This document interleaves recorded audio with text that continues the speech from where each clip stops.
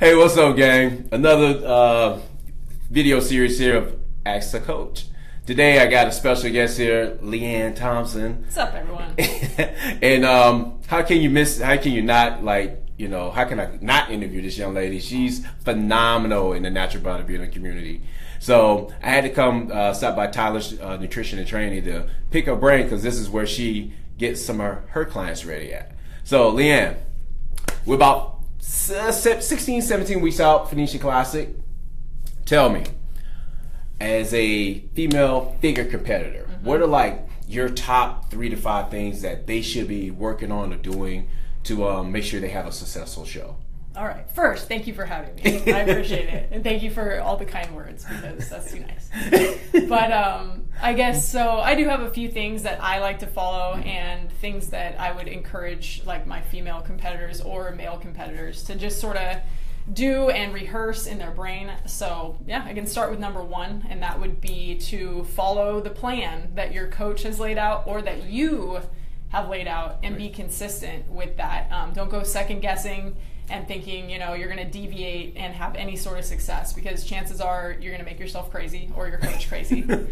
So being consistent is key, and not lying to yourself. If you're not making the progress that you expected that you would by whatever point, it's time to step back and reassess and really be honest with yourself, and not go jumping to some crazy, solution that you have where it's like you're cutting all your carbs, or doing tons of cardio, or something gimmicky. Just be honest with yourself. Chances are consistency will fix everything. And I think usually when people aren't progressing is because they're not being honest with themselves and looking, and with a fine-tooth comb through what they're doing. So that would be above all for a successful show.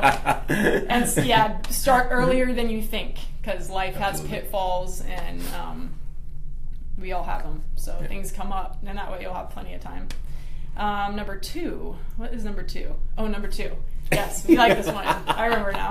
All right. Okay, so number 2, stay off of social media looking at other people and their physiques.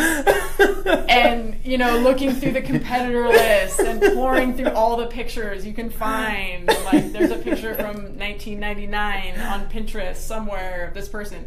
Don't look for people online. Don't do that. Don't look through the list. Don't go searching through show photos, because number 1, what they're bringing is going to be different than what's in the photos. Number 2, a lot of times when people take pictures, things can look very different on stage. Number 3, yeah, you're going to be a whole different you, they're going to be a whole different them, and you don't know how things are going to play out. Absolutely. So stop looking at people's pictures online. Get off there. Get off the line. It's going to mess with your own head. So yeah, that's 2. All right, that's 2. Number 3, I would say, this is one that I don't think people think about a lot, but having done a lot of shows and watched people do it, I'd say it's really important. So number 3 for me would be, think in your head what that's going to look like the day after the show. Have a plan in your head, and that's whether you win, whether you lose, whether you look the way you wanted, whether you didn't. Visualize what that's going to be like, because those emotions run high, whether won or lost, and you've spent all this time prepping, and we get really emotionally invested in things where it's controlling your food and your social life, and you're tired, you're sore, so those emotions get heightened. I think when people don't prepare in their mind for what that's going to look like day after show, when the letdown happens and there's no more stage for another few months or whatever. So whether that be planning to do a different event like a mud run or powerlifting meet, or whether it's just shooting to do better your next show. If you win, there's more work to do. Right. Step off the stage. Don't go, get in a big head. Not that y'all would. But even if you win, there's still flaws and there's still things to work on. So enjoy it for the moment and move on and get better, because we can all get better, whether you crush it or not. Absolutely. And if you lost, don't let it get to you, because the post-show blues are a real thing. I don't talk to too many guys about it. Do you? Well, it is a real thing, and a lot of times, it's just like anything else. You go through these stages. This first stage is, it's kind of like shock, and then this, that first stage, and maybe that second stage is you know, a little bit of disappointment, then anger. It's kind of like going through the stages of grief. Yeah. It's the same thing. I mean, exact same emotional response. Yeah. So guys go through it as well. We just tend to do it a little bit more privately. Yeah. Makes sense. I'm not posting it Right. Some of us anyway. Right. Okay. But yeah, it's the same thing. Yeah, Okay. exact same thing. So yeah, you touched on some really great things, like, you know, as far as like your primary thing, your first thing was, you know, kind of like just be prepared,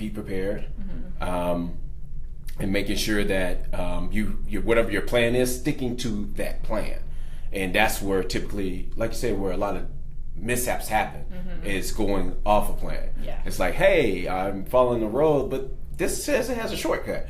So, Yes. So yeah, The shortcut backfired. Right. So you nailed it. Yeah, I love that one. Absolutely nailed it with that. And then, as far as your second one was number two. Number two had subtitles. It was the social media. The social dilemma. media, yes. Far as social media, so Leanne's number two. Stay off of social media because your eyes do tend to play a lot of tricks on you. You know, as far as being on social media, and typically what happens is you start to look at these people on social media, and then you begin to compare yourself, and not even realizing that your eyes begin to play tricks on you. It's kind of like, you know, if you don't measure your food, you're gonna have more food in your bowl. Yep. You know, right? Because your eyes tend to make things a little bit more extravagant than what they truly are. Exactly. And then her third point. This one didn't have subtitles, but the first two was so awesome. Oh, it was. Third one was just planning a post-show plan. Yeah, and getting whatever you decide to do, whether it's win, loss, or draw,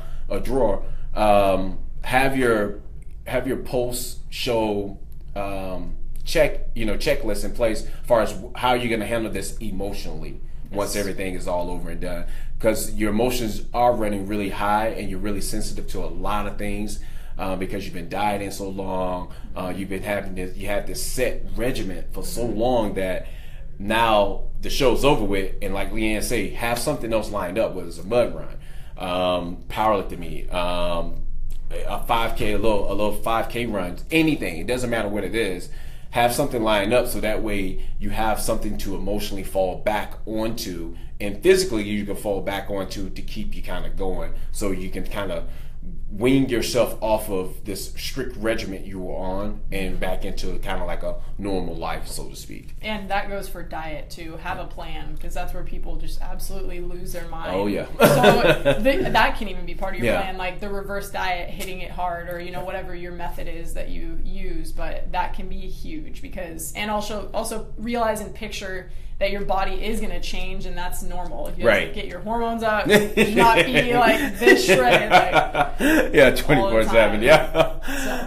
So her top three things in a nutshell.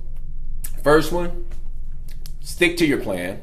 Second one, stay off social media. Third one, have a post plan. She's all about planning. You're right. Thanks, Leanne. Yeah, Thanks for having me. I appreciate it. Yeah, absolutely. Until next time, guys. Later.